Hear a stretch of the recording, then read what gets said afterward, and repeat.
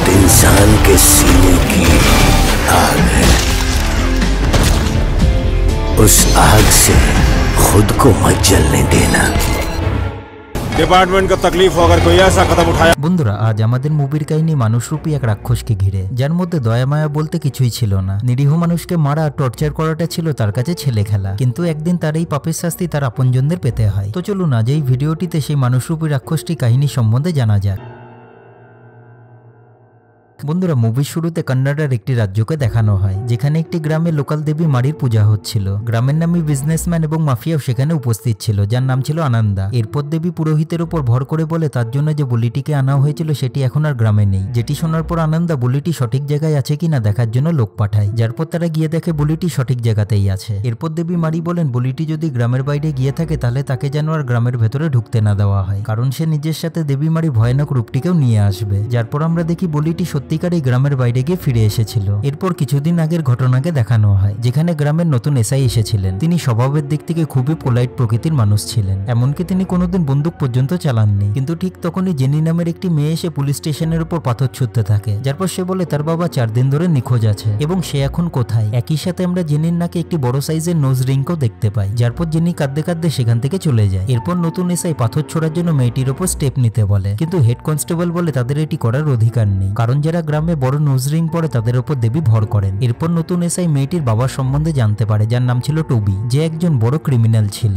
আর তার criminal record police স্টেশনে ভর্তি পড়ে আছে। এরপর তারা দুজনে টবির সম্বন্ধে আরো ভালোভাবে জানার জন্য চার্চে যায়, যেখানে সে বড় হয়েছিল। যেখানে চার্চের ফাদার বলেন এখানে সবাই টবির কাহিনী সম্বন্ধেই জানতে আসে, আর তার এই অবস্থার জন্য তিনি নিজেকেও দায়ী করেন। এরপর কাহিনীতে ফ্ল্যাশব্যাক দেখানো হয়, যেখানে চার্চের ভেতরে 51 জন অনাথ বাচ্চা থাকতো এবং ক্রিসমাসে তাদেরকে গিফট দেওয়া হতো। যেখানে ফাদার লক্ষ্য করেন একটি গিফট আলাদা করে রাখা রয়েছে। কেয়ারটেকারকে আস করলে তিনি জানতে পারেন এই গিফটটি টবি নামে একটি ছেলের জন্য রাখা রয়েছে, যে এখন পাশের ঘরে বন্দী অবস্থায় আছে, কারণ সে আগের কেয়ারটেকারের উপর হামলা করে তাকে মেরে ফেলেছিল এবং তার উপর হামলা হওয়ায় তার কথা বলার শক্তিও চলে যায়। যেটি শোনার পর ফাদার টবির কাছে যায় এবং তাকে জড়িয়ে ধরে, কারণ তার মতে ভালোবাসাই একমাত্র মানুষকে বদলাতে পারে এবং তিনি তার নামকরণ করেন টবি বা টনি। যার পর সে নিজের এক হাতে নিজের নাম এবং অপর হাতে ফাদারের নাম লেখে। কিন্তু বন্ধুরা, কথাই আছে মানুষের স্বভাব কোনোদিন বদলানো যায় না। তাই কিছুদিন পরেই টবি অন্যান্য ছেলেদেরকে আবার মারতে শুরু করে, যার জন্য তাকে বাচ্চাদের জেলে নিয়ে যাওয়া হয় এবং সময়ের সাথে সাথে বড় হওয়ার পর সে পুলিশদের উপরও হামলা করতে শুরু করে। কিন্তু এত কিছুর মাঝেও সে নিজের হাতে ফাদারের নাম লিখতে কোনোদিন ভুলেনি। অপরদিকে আমরা ফাদারকে দেখি, যাকে অনেকগুলি গুন্ডা ঘিরে ধরেছিল, কারণ ফাদার তাদেরকে চার্চের জমিটি দিতে মানা করে দিয়েছিলেন। কিন্তু ঠিক তখনই টবি চার্চের সামনে এসে হাজির হয়ে যায়, কারণ সে ছাড়া পেয়ে গিয়েছিল এবং ফাদারকে গুন্ডাগুলির হাত থেকে রক্ষা করে। যার পর ফাদার তাকে চার্চে থাকার অনুমতি দিয়ে দেয়। কিন্তু টবি স্বভাবের জন্য ফাদার বিরক্ত হয়ে ওঠেন। একদিন তো সে চার্চে প্রার্থনার সময় মাছ নিয়ে হাজির হয়েছিল, যার পর আর সহ্য করতে না পেরে ফাদার তাকে অন্য কোথাও থাকার জন্য বলেন। মাছ ধরাটা টবি দামোদর নামে একজন লোকের কাছ থেকে শিখেছিল, তাই এসআই আর কনস্টেবল দামোদরের সাথে দেখা করার জন্য যায়। যেখানে দামোদর বলে অনেক বছর আগে মাছ ধরতে গিয়ে টবির সাথে তার দেখা হয়েছিল। তাদের দুজনের মধ্যে বন্ধুত্ব হয় এবং দামোদর তাকে মাছ ধরা শেখায়। এরপর দামোদর টবিকে মর্গে নিয়ে যায় এবং তাকে লাশ কাটা শেখায়। যেখানে দামোদর ভেবেছিল টবি লাশের অঙ্গ প্রত্যঙ্গগুলি দেখে ভয় পালিয়ে যাবে, কিন্তু টবি খুব সহজেই কাজটিকে শিখে নেয় এবং আনন্দ সহকারে কাজটিকে করতে থাকে। যেটি দেখার পর দামোদর অবাক হয়ে যায় এবং সে বুঝে যায় টবি কোনো সাধারণ মানুষ নয়। এরপর একদিন দামোদর টবিকে বলে অমাবস্যার রাতে মাছ ধরতে আসা ঠিক নয়, কারণ একদিন অমাবস্যার রাতে মারি দেবী ঘোড়ায় চড়ে তার সামনে এসেছিলেন। যেটি দেখার পর দামোদর খুবই ভয় পেয়ে গিয়েছিল। কিন্তু ঠিক তখনই একটি বাচ্চার কান্নার আওয়াজ তারা শুনতে পায়, যার পর দামোদর গিয়ে দেখে একটি বাচ্চা ঝোপের সামনে পড়ে আছে। দামোদর তাড়াতাড়ি গ্রামবাসীদেরকে সেখানে নিয়ে আসে, কিন্তু কেউই বাচ্চাটিকে নেওয়ার জন্য সামনে এগোয় না। যার পর আমরা দেখি টবি বাচ্চাটিকে নিয়ে সেখান থেকে চলে যায়। এরপর টবি বাচ্চাটিকে নিজের মেয়ের মতো বড় করে এবং ফাদার তার নাম রাখেন জেনি। জেনির পড়াশোনাতেও টবি কোনো খামতি রাখেনি। একদিন টবি আর দামোদর যখন মদ খাওয়ার জন্য যায়, তখন দোকানদার তাদেরকে সেখান থেকে তাড়িয়ে দেয়, কারণ তাদের অনেকগুলি টাকা বাকি ছিল। যার পর টবি দামোদরকে একটি নোজ রিং দেখায়, যেটি সে মাছ ধরার সময় পুকুরের ভেতর থেকে পেয়েছিল। কিন্তু দামোদর বলে এটি নকল, হয়তো মারি দেবীর বিসর্জনের সময় পুকুরের ভেতর এটি পড়ে গিয়েছিল। যার পর জেনি নোজ রিংটিকে নিয়ে নেয় আর বলে বড় হলে সে সেটিকে পড়বে। এরপর তারা তিনজনে টাকা রোজগারের জন্য চোলাইমদ তৈরির সিদ্ধান্ত নেয়, কিন্তু তাদের আইডিয়াটি ফেল করে যায় এবং পুলিশ তাদেরকে থানায় নিয়ে আসে। যেখানে সাবিত্রী নামে একটি প্রস্টিটিউটকে দেখে টবির ভালো লেগে যায়। যার পর জেনি সাবিত্রীর কাছে গিয়ে সবকিছু খুলে বলে এবং টবির সাথে তাকে দেখা করায়। কিন্তু সাবিত্রী বলে তার পক্ষে সম্পর্ক করা সম্ভব নয়, সে শুধু টবির সাথে বন্ধুত্ব করতে পারবে। যেটি শোনার পর টবি হ্যাঁ করে দেয়। এরপর আমরা দেখি জেনি অনেকটা বড় হয়ে গেছে এবং স্কুলে 12 ক্লাসে পড়ছে, যেখানে তার স্কুল টিচার তার সুযোগ নেওয়ার চেষ্টা করে, কিন্তু জেনি তাকে জুতো খুলে মারে, যার ফলে সে সেখান থেকে পালিয়ে যায়। সবকিছু শোনার পর সাবিত্রী বলে স্কুল তার জন্য সেফ নয়, তাই জেনি স্কুল ছেড়ে দিয়ে মাছ বিক্রি করা শুরু করে। পরের সিন আমরা দেখি টবি রাতে সাবিত্রীর কাছে যায়, যেখানে সাবিত্রী বলে জেনি এখন বড় হয়ে গেছে আর টবির কাছে নিজস্ব কোনো ঘরও নেই, তাই সে জেনিকে বিয়ে দিয়ে দিয়ে একটি ঘর নেওয়ার জন্য বলে, যার পর টবিকে বিয়ে করতে সাবিত্রীর কোনো প্রবলেম নেই। যেটি শোনার পর টবি খুবই খুশি হয়ে যায় এবং ঘরের ব্যাপারে লোন নেওয়ার জন্য ব্যাংকে যায়, কিন্তু ইনকাম কম হওয়ার জন্য তার লোন রিজেক্ট হয়ে যায়। এরপর কাহিনী আবার প্রেজেন্টে আসে, যেখানে এসআইআর কনস্টেবল সাবিত্রীর কাছে যায়, যেখানে সাবিত্রী বলে সে অনেক বড় ভুল করেছিল টবিকে নতুন বাড়ি নেওয়ার ব্যাপারে কথা বলে, কারণ সে জানতো না টবি এত বড় একটা ক্রাইম করতে চলেছিল।